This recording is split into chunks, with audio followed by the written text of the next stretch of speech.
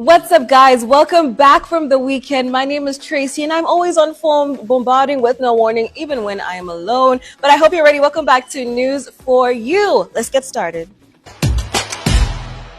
In the headlines, TikTok is back. Voter registration commences. Parliament summons Muhoozi. Trump's inauguration. Let's get started.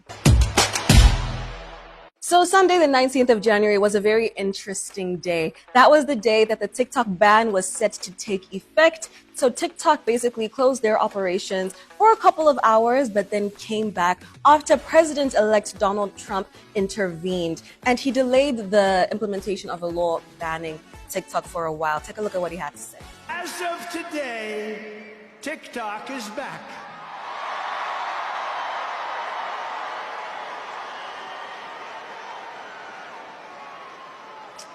So, I did a little TikTok thing. We have a guy, TikTok Jack. He's a young kid, like 21 years old. And we hired this guy, and I went on TikTok. Can you believe what I'll do to win an election? And we went on TikTok, and Republicans have never won the young vote, the youth vote. They win a lot of votes, but they never won the youth vote. We won the youth vote by 36 points. So I like TikTok. I like it. So essentially, this law was to get TikTok's parent company, ByteDance, to sell its U.S. operations to a U.S. company. However, they stood 10 toes down and said, we ain't doing that. In fact, it even infringes on the First Amendment, which is about free speech. Now, Donald Trump was able to get in there and negotiate for more time and see how he can broker a deal that makes both parties happy. But I think one thing for me that was very interesting to note was how the U.S. users thought that TikTok was going away. And because of that, they didn't think it was going to come back. They thought it was going away forever. So what they did was get on their TikTok, clear all their drafts. But the kicker was a lot of them also exposed their secrets. We saw so many influencers come forward, like fitness influencers, saying, actually, I didn't lose weight through workouts or diets. I did Ozempic. And then another one who was doing mukbangs came out and said, actually, I don't eat all that food. And now TikTok is back. So how are they going to gain the trust again of their followers? I don't know if they thought about the future repercussions, and now even if they move to different platforms, even if TikTok didn't come back, how are they going to keep the people that they had who bought in so much to the work that they did? I don't know. I just feel like, guys, don't embarrass yourselves on the internet. Sometimes you have to be demure and just close your lips. Don't spill your secrets. The National Voter Register update commences today, the 20th of January, and will go on until the 10th of February, 2025. However, there are still some concerns being raised about the Electoral Commission's efforts to get this widely known by the public, and some political figures are also questioning the transparency of the commission. Now, additionally, there was a court ruling recently that mandates that all Ugandans in diaspora or even in prison need to be allowed to vote. And obviously, this has raised concerns about how the Electoral Commission is going to be able to have an inclusive electoral process, especially following the budget cuts. So, man, all we can do is really just spread the word and encourage you guys to go to your different stations and make sure that you update your voter registration details. Make sure that you as the youth are able to vote because, guys, your vote is your voice. So I encourage you to go out and do this and encourage the people around you to do this. If we need to get the word out by ourselves, then let's do that.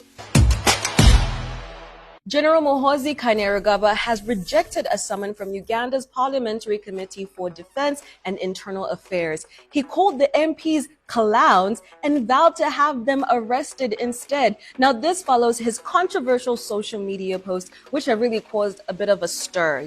They feel as though these posts that he makes, they compromise the integrity of the army and have some violent rhetoric. Now, he refused to go there. He said these people are clowns. He wants to arrest them instead. What an interesting man. So now, his officials from the Ministry of Defense went to appear before the committee, but then they dismissed them for going without him. But obviously, this is still a developing story because they are set to meet today, and we will give you the updates tomorrow as they come.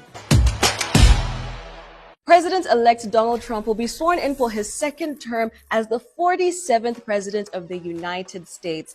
After taking his oath, he's going to take part in inaugural balls with over 200,000 supporters in Washington, D.C. Donald Trump also plans to sign a flurry of executive orders on his first day of office, some of which include quick restoration of TikTok, as well as the long classified files of the assassinations in the 1960s, namely of people like Martin Luther King, Robert F. Kennedy, and his brother. We're going to find out what really happened to these people. This is something he tried to do in his first term, but wasn't really able to, and I hope that he's going to be able to in his second term so we can really see what's he. Do you know what I mean?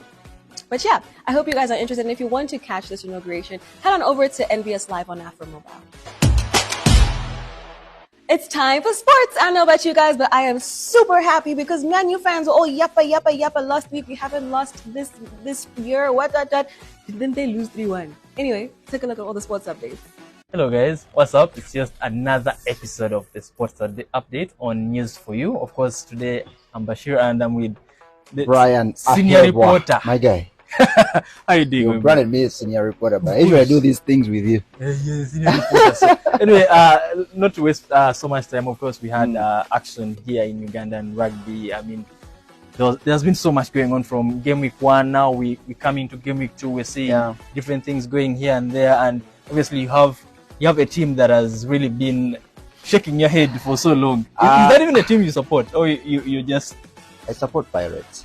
The issue is, we've been having the Victoria Sharks into the mix from the transfers, the way they recruited. Exactly, about 30 new players. They are going to be a very strong team. I remember in the first game against between Waluku and then Pirates, I was interviewing some guys and then I was asking them what could be the surprising team in the league this season. They are all pointing at the Victoria Sharks. And then they go on to win their first game against the Eagles. You believe maybe, this is a good start. Then, in the second game, they have a good start. I mean, against the Hippos, whereby they were the underdogs. But in a sense of rugby, you'd believe and see maybe Hippo is going to have an easy game. But again, since these are newcomers in the league, then the game starts, the Victoria Sharks are leading the game 13-0. I mean, someone would think they are newcomers in the league. It's the team that is the newcomer in the league, but the players are players that have now experienced the league. So, But then the way the Hippos turned the game on its head is what really shocked me. It caught my eye. The way they overturned that score to make it 20-13. They had a tremendous second half. I mean, it was a good game. One of the Hippos players came up with a joke that we didn't want Rujuma. It's called Rujuma. We didn't want to beat you guys so much that you lose your scholarship. They gave them hope in the first half. Yes, real hope. Because the way the guys were comfortable in that game, you just imagine in the second half, they're just going to finish it off. That's right. The guys turned the game on its head. That is rugby. You can never always rule out anything like that. I remember last season. During the sevens, there was a game between Pirates and Rhinos. In the first half, Rhinos were really leading. You would think it's done and dusted. There was a shocker that came in the second half from Pirates.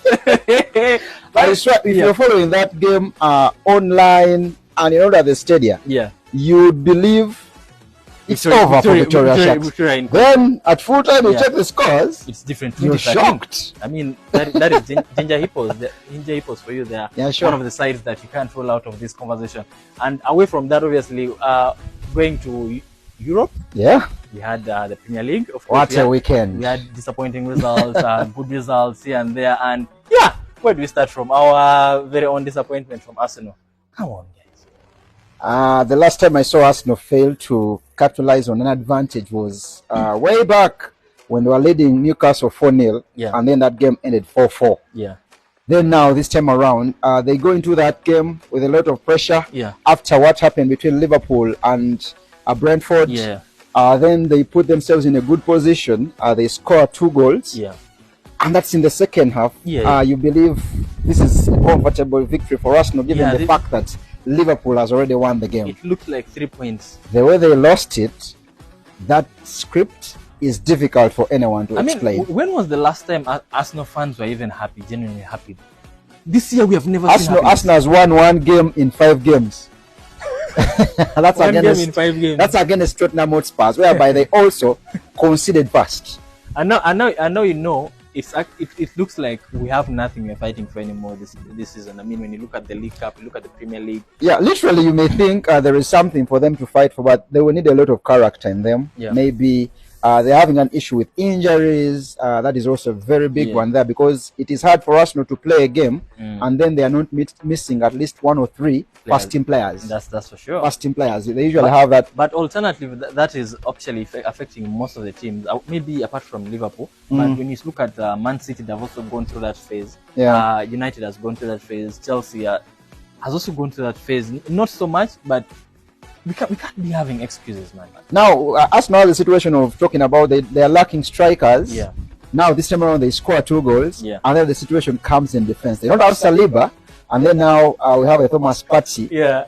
Whose defending wasn't really proper. And then you would really blame that onto the defense. But you expect Arsenal maybe, if they need to capitalize and then come back. Yeah. It's supposed to be in the Champions League, whereby they are not even sure. You can never be sure of the Champions League. Sure. It's with the new format, you can never be sure. And away from that, yes, we walked away with that 1 point, but Manchester United walked away with nothing, like 0 points. United against Brighton in the last 7 games. Brighton has beaten Manchester United 6 times.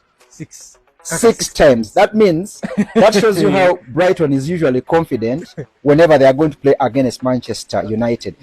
United. There is a statistic that is that our viewers need to understand. Yeah.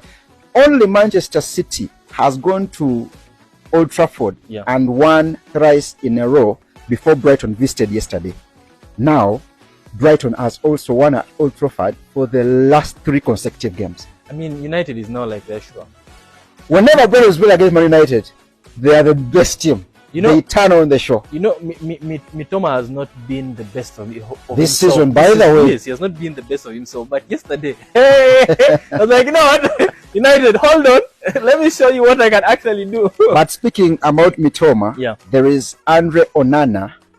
I don't think he'll ever be in good terms or in good books with Manchester United fans. Yeah. United fans back here in Uganda, they were excited when they saw him at Nambole. Yeah. That is expected of anyone who comes from superstars in the country. You would expect that. Yeah.